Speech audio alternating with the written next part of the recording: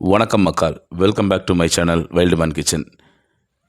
ரொம்ப நாளாக வெயிட் பண்ணிகிட்டு இருந்த ஒரு டென்ட்டு வாங்கணும்னு ஆசைப்பட்டு காத்திருந்த டென்ட்டு இன்றைக்கி ஒரு ஸ்பான்சர் மூலிமா எனக்கு கிடச்சிருக்குது.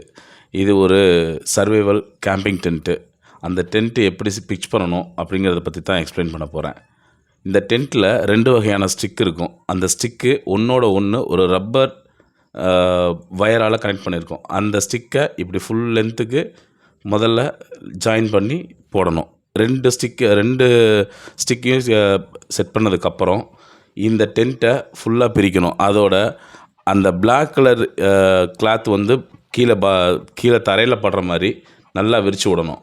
விரித்து விட்டுட்டு அந்த ஸ்டிக்கை எடுத்து இந்த லாஸ்ட் கார்னர், அதாவது இதை வந்து B1 அப்படின்னு எடுத்தோம்னா, இப்போ B1லேருந்து A1க்கு கனெக்ட் பண்ணணும், A1லேருந்து B1க்கு கனெக்ட் பண்ணணும், ஏலேருந்து B1க்கு கனெக்ட் பண்ணணும். இப்படி தான் இந்த பிட்ச் பண்ணணும். இப்போ எப்படி பண்ணுறேன்னு பாருங்கள்.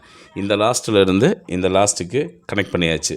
அதுக்கப்புறம் அடுத்த ஸ்டிக்கை எடுத்து அந்த கார்னர் லாஸ்ட்லேருந்து இந்த கார்னர் லாஸ்ட்டுக்கு மறுபடியும் அது உள்ளே சொருகணும். அது எப்படி இருக்குன்னா, அந்த கிளாத் மேலே ஒரே ஒரு அந்த ஸ்டிக்கு, அந்த வயர் இருக்கிற ஸ்டிக்கு உள்ளே போகிற அளவுக்கு சின்னதாக மடிப்பு விட்டு தைச்சிருப்பாங்க.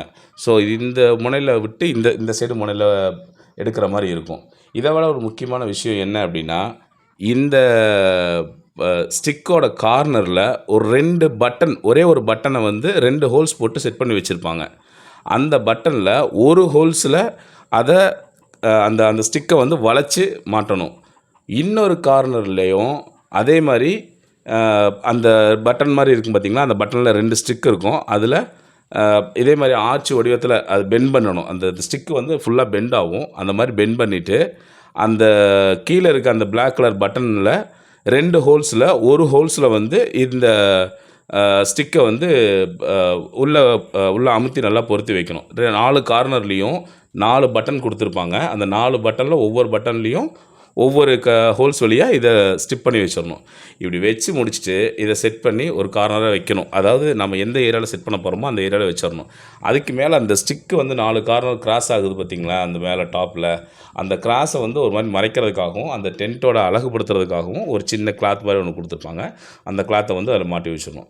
இப்போ செஞ்சுட்டு என்ன ஆச்சுன்னா, டென்ட்டு ஃபஸ்ட்டு பிரிக்கிறப்பே அது உள்ள ஒரு பெக் ஒன்று கொடுத்துருப்பாங்க.